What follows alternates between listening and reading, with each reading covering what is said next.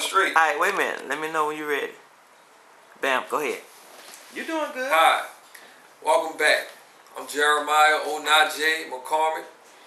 I hope you enjoyed that video. I put a lot into it, and hopefully you got something out of it. Being an artist and using my talents to show to the world is one of the dreams that I've been having. Ever since the age of 10 years old, when I heard that first Scarface rap. That was the first rap I ever learned. I started small time. Gang, y'all know the rest. But anyway, I was 10 years old and I knew every lyric of it. I was like, wow, great music, all form. And I wrote my first verse at the age of 13 under the tutelage of my big brother, Percy McCormick, who's been a rapper as well. Still is a rapper and a part of the group, and my big brother. And I can still remember, after I tried it, I just sat down and I wrote that first verse. It was like 2 pages long, stanzas all off. I mean, rhyming all types of crazy ways, just saying what I thought needed to be said in a rap. I'm gonna kill you, I'll do this, but not too much of it, but it was real tough. And I ran into Percy while he was on the phone with a young lady, because he was a player back in high school, just and I ran into him, and his expression, his I should say, not his expression, his reaction to the rap is what sparked me to keep going forward. Like, I probably would have stopped right there if he would have just had a mediocre, like, oh, okay, yeah, that was tight. That probably would have killed me right then and there. But I ran that rap to him, like I said. He was on the phone, so he was probably not fully focusing, but he was listening to it, and he was like, man, Jay, that's tight. Ooh, boy, man, that's nice. And that just sparked something in me. I just believed that I could just do whatever lyrically, you know. And artists I've been listening to at that time, like Lil Wayne, he was like a leader in the city at that time, because he was just like 15, and I was like 12, I believe. And so everybody looked up to Lil Wayne, and he really started a lot of the young guys to rapping. But like I said, I've been writing a long time, all my life anyway. I've been like writing, but you know, just seeing that, you know, another young person, you know, in someone such as Lil Wayne doing the same thing, and help you know, like, hey, I could do it too, plus with the inspiration from Percy, plus from that first Scarface rap I heard, I just knew I liked it. So I say all that to say, you know, being an artist has always been a dream of mine, you know, and everybody have dreams, you know. What's your dream? You know, what do you feel you was put on this earth for? What do you enjoy? You know, what don't you enjoy? You know, what's some things you wish you could change about yourself, or if not that, what's some things you could change in life? You know, and believe it or not, we're more powerful than we know. You know, one person could do a lot. You know, one person could ignite the thoughts and hearts of many others. You know, so if you have something that's tingling away at your mind, at your heart, like, man, you know, I really would like to do this. You know, if God placed something on your heart, but you like, nah, I can't do, nah. Just step out and try it. What you got to lose? At least you know now. You know. But what if you're right? You know. What if that dream or that goal that's in your mind is something that can change the lives of others? Could change your life, be it financially, spiritually, health-wise. What is it that you like to do? I mean, a 9 to 5 is a job. We all need work. We all need income. But if that's what you were put here to do, and you love your job, and you happy, you satisfied, stick with it. But if you're not, start doing a little meditation and prayer and see where it is that God wants you to be. You know? Because we all have dreams, and everyone is not the same. You know, that's something that society has put out there. Like, you have to look this way. You have to talk this way. You have to walk this way. You have to dress this way. Now, keep in mind, everyone do have to respect each other's space. You know? But it's not a cookie cutter type of deal. Because you'll see. Go to college, 4 years. Look, I did the traditional thing.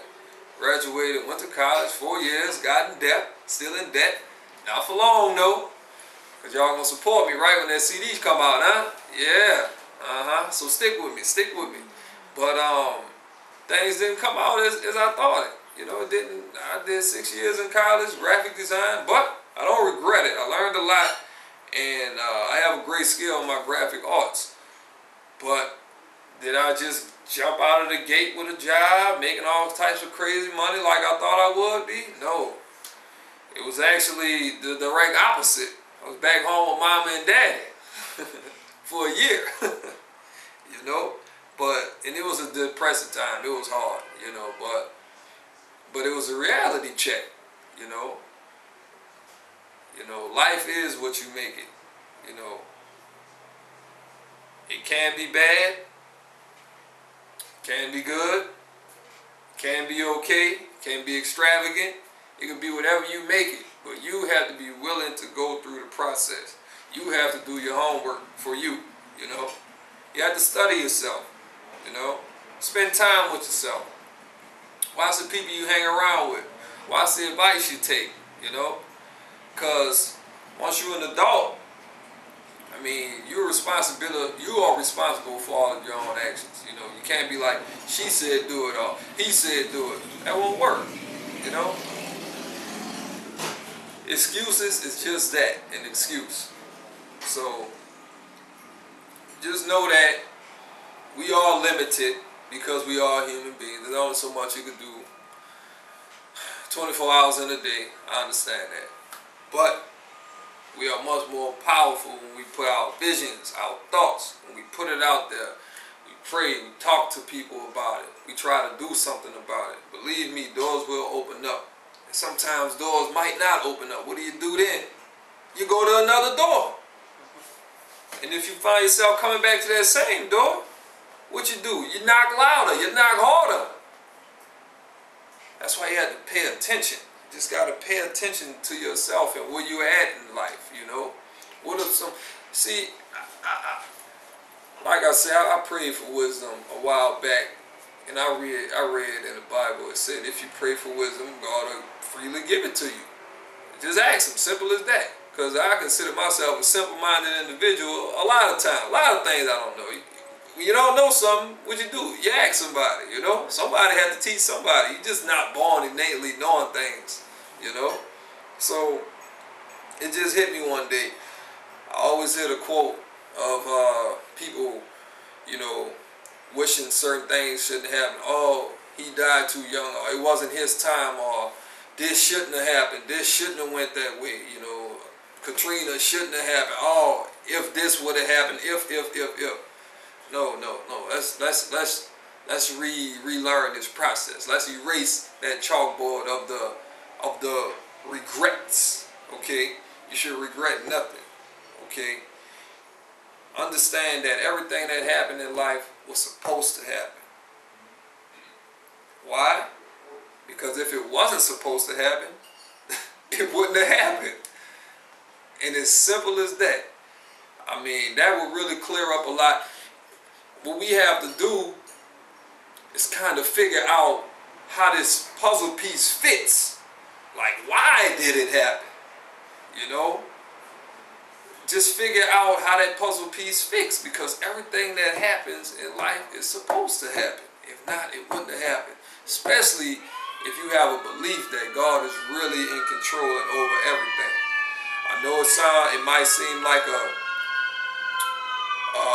could be a sick way of thinking, like, because you may think about some terrible things in life, like, nah, that still don't add up. That still don't add up.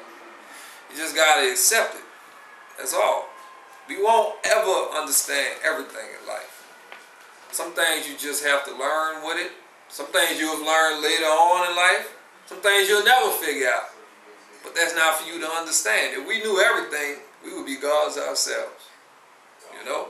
So, I actually enjoy it. Start embracing not knowing things. You know? That's the whole adventure in it. I've been knowing all my life I wanted to put out a CD, but I didn't know what about. I didn't know when. I didn't know how. I didn't know how I was going to afford it. But guess what? I kept it in mind. And I stayed in tune to what I like to do. I tried to go into construction. I tried to go as a career. For the money. Try to go into electricity school. Try to go to electrician school. Try to go to what's another one I tried to do that I really was going to pursue.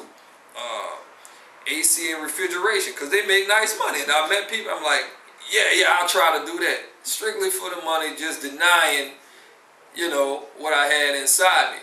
But each time I tried, it was a deny and fail. It was something went wrong here. This didn't happen. That didn't happen. Here I am back again, stuck trying to make a song with no money, just hope and dreams.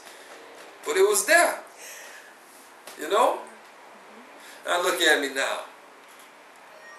I'm not in a position where I ultimately will be.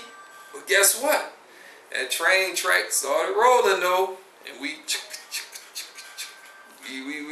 headed up the road now. We rolling, That's the thing. All you have to do is get the ball rolling,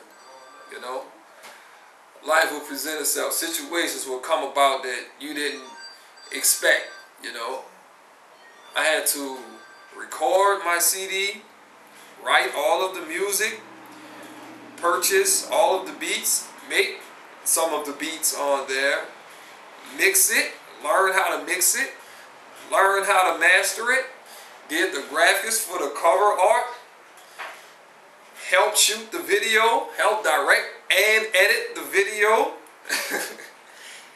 and present it to you all. Now, that's what I had to do. And you know why I didn't stop?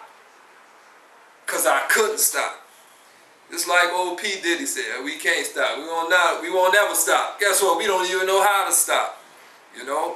That's when you know something is really for you, that drive. That drive will never die. I think the longest I ever stopped, I said, I'm done with this. I don't want no entertainment industry. I ain't gonna never write another verse. It was a total of about 3 days. That first day, I was just all in my feelings. Second day, kind of knocking, like, I ain't listening to no rap. That third day, I was kind of, what am I gonna do next? So, here we are. But once again, it's not over. And that's what it is. Life is never over until it's over. It's a journey. It's a destiny. Each day that you get the opportunity to see the sunrise. It's a new day for another opportunity. As long as your limbs are working, you're in your right mind, you got another chance to make a change in your life. What will you do? Because I am. And if I could do it, you could do it. Okay, you can close out now. Tell them your name and, thanks for tuning in. Well, once again, you all, I would like to thank you all for tuning in to the Bianca Johnson Show. I am so proud of my big sister. I'm proud of my family and everything that we're doing and presenting to the world. And we just want to invite you all to our world as well. Hey, listen. We got to stick it out together. That's what it takes. It takes togetherness. Listen, when you put your mind to something, that faith, that size of a mustard seed can move mountains. Understand that. And just know one thing. You are not stuck in your situation. You can change your life. I'll never let nobody tell you can't. Tell them your name. Once again, I'm Jeremiah J. McCormick. J is the rap name. My middle name given from birth. It means sensitive one in the Nigerian language. Hey, I don't know why mama chose that name for me, but I am sensitive in different ways. I could get real angry, get real happy, but more than anything, I'm sensitive to the situations, what's going on today in society. And that's something I've been sitting here to speak upon. And I enjoy my job. Thank you all for tuning in.